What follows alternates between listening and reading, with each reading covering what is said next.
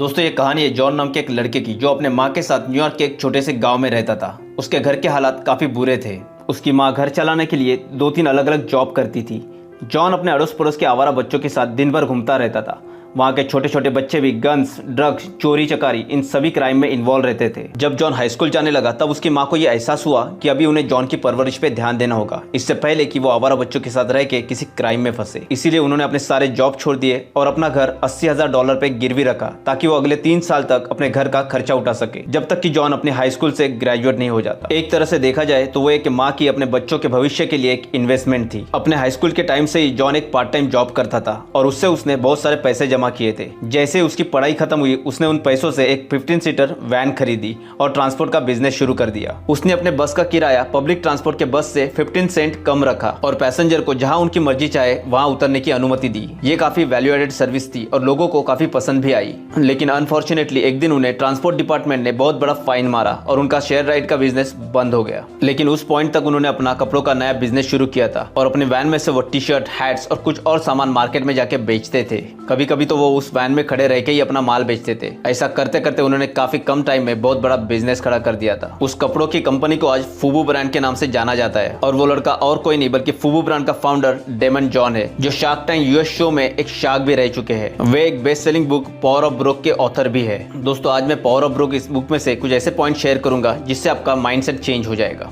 John के लिए power of broke का मतलब है अपने पास जो भी अवेलेबल रिसोर्सेस है उनका अधिकतम यूज करके आगे बढ़ना। ऑथर कहते हैं कि पावर ऑफ ब्रोक एक माइंडसेट है जो हम सभी में होता है। इससे कुछ फर्क नहीं पड़ता कि आपके पास पैसा, अपॉर्चुनिटी या फिर एडवांटेज है या नहीं। पावर ऑफ ब्रोक को प्रैक्टिस करना इसका मतलब ये नहीं कि आप जबरदस्ती अपने आप को उस तरफ मोल्ड करो। लेकिन जो भी लोग पावर ऑफ ब्रोक को यूज करते हैं उनके पास पैसे नहीं होते, लेकिन चाहे कुछ भी हो जाए सक्सेसफुल होने की भूख और डिटर्मिनेशन उन्हें उन लोगों की तुलना में हमेशा आगे रखती है जिनके पास उनके जरूरत का पूरा पैसा है। ऑथर के अनुसार हर एक एंटरप्रेन्योर को एक शार्क मछली की तरह एक्ट करना चाहिए। ऑथर यहाँ शार्क का एग्जांपल इसीलिए देते हैं क्योंकि शार्क उन टूटे लोगों की तरह भूखी, चतुर और तेज होती है और अपना रास्ता निकालने की आदी होती है। शार्क पानी में पड़ी खून की बूंद को दूर से सूंघ लेती है। जॉन कहते हैं कि वो अपनी एनर्जी छोटी छोटी चीजों पे खर्च नहीं करती क्योंकि वो उन्हें उससे भी इंपॉर्टेंट चैलेंज के लिए बचा के रखती है। ऑथर कहते हैं वर्ड शार्क का एक फुल फॉर्म है जो कि एक की स्टेप है अपनी पावर ऑफ ब्रोक को बढ़ाने का। एस फॉर सेट अ गोल, अपने लिए एक रियलिस्टिक गोल सेट करो। एच फॉर होमवर्क, कोई भी बिजनेस शुरू करने से पहले अपना होमवर्क करो, रिसर्च करो, अपने कॉम्पिटिटर को जानो, अपने ऑडियंस को जानो। A for adore what you do,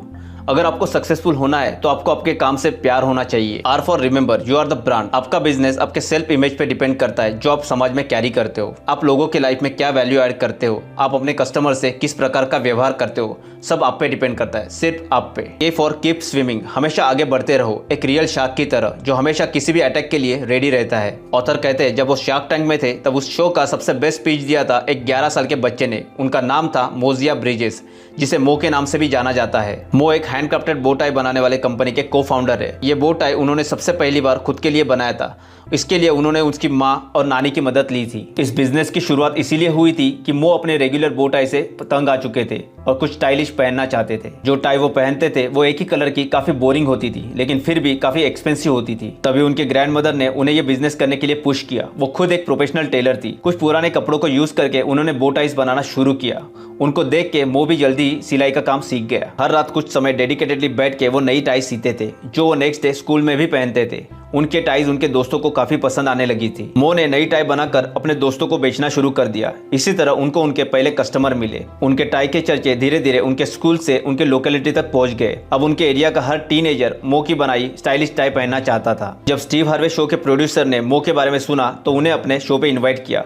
उसके बाद उनके टाई के ऑर्डर बढ़ने लगे। बढ़ता बिजनेस देख के उन्होंने और उनकी माँ ने 2 महिलाओं को सिलाई का काम करने के लिए हायर किया। उन्होंने अपनी एक वेबसाइट भी बनाई और अपने सारे प्रोडक्ट उस पे बेचने लगे। जब तक वो 10 साल के हुए तब तक उनकी टाई उनके शहर के काफी सारे स्पेशलिटी शॉप पे बिक रही थी। इस तरह मो के कंपनी ने सिर्फ 4 साल में ही $2.5 लाख का रेवेन्यू जनरेट किया था। जॉन कहते हैं कि मो के स्टोरी से ये सीख मिलती है कि टूटे हुए हालात आपको और तोड़ सकते हैं अगर आप उन्हें तोड़ने दो तो, लेकिन यही हालात आपको एक स्ट्रॉन्ग इंसान बनाते हैं अगर आप चाहो तो। अगर आप पावर ऑफ ब्रोक को अपने लाइफ में अपनाना चाहते हो तो आपको इसके कुछ प्रिंसिपल हमेशा याद रखने होंगे। प्रिंसिपल 1, आपको आपके अवेलेबल रिसोर्सेज को ढूंढना होगा और उनसे मैक्सिमम आउटपुट निकालना होगा। प्रिंसिपल 2, आप जो कुछ भी करें उसे पूरी ऑनेस्टी के साथ करें। आप जितनी विनम्रता और सत्यनिष्ठा अपने काम में दिखाएंगे उतना ही अधिक आप दूसरों से जुड़ेंगे जो आपके लक्ष्य के रास्ते में आपकी मदद करना चाहेंगे। प्रिंसिपल 3, आपको सीखना होगा कि आप अपनी एनर्जी, एक्शन, अपॉर्चुनिटी कॉस्ट और कैपिटल कैसे ऑप्टिमाइज कर सकते हैं। टाइम आपका सबसे कीमती रिसोर्स है, इसीलिए उसे फालतू कामों में वेस्ट मत करना। प्रिंसिपल 4, एज एन एंटरप्रेन्योर आपका गोल मार्केट के कमियों को ढूंढना होगा। आसान शब्दों में कहा जाए तो किसी भी काम को औरों के मुकाबले बेटर, फास्टर, इजियर और एफिशिएंटली कैसे किया जा सकता है इसका पता लगाए। प्रिंसिपल 5, आप जो भी काम करें उसमें आपका पैशन होना चाहिए। आपको अपने आप में, अपने प्रोडक्ट में और आपके सर्विस में विश्वास होना चाहिए। अगर आप खुद पर विश्वास नहीं करेंगे तो बाकी लोग भी नहीं करेंगे। प्रिंसिपल 6, आप अपने इन्वेस्टर, डिस्ट्रीब्यूटर्स, वेंडर, बायर्स और कस्टमर जो कोई भी आपको आपके सक्सेस के राह में मिलता है उनको समझने की और उनकी सराहना करने के लिए टाइम निकालें।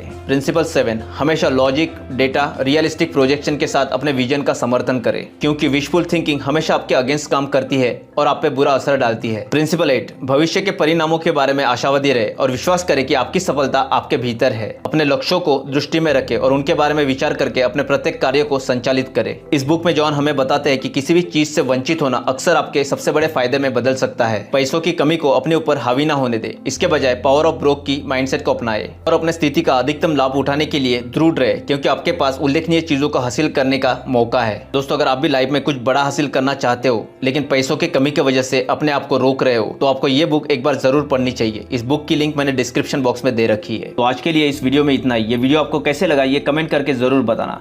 वीडियो अच्छी लगी हो तो इसे लाइक करना, अपने दोस्तों के साथ शेयर करना और ऐसे और भी बेहतरीन बुक समरी के लिए इस चैनल को सब्सक्राइब करके बेल आइकन जरूर दबाना, जिससे आपको मेरे वीडियो की नोटिफिकेशन आती रही। तो मिलते हैं अगले हफ्ते एक नए वीडियो में। तब तक के लिए पढ़ते रहिए, सीखते रहिए।